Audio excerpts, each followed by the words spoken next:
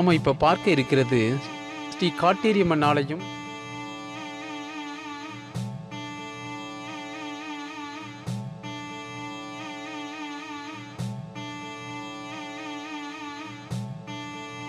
இந்த ஆலயத்தை பற்றிய சிறப்புகள் மற்றும் இந்த ஆலயம் எங்கு அமைந்துள்ளது என்று பார்க்கலாம். இந்த ஆலயம் கர்நாடக மாநிலம் பெங்களூரிலிருந்து திருப்பதி செல்லும் சாலையில் உஸ்கோட்டையில் இருந்து சிறிய தொலைவில்தான் கம்பளிபுரம் எனும் கிராமம் அமைந்துள்ளது.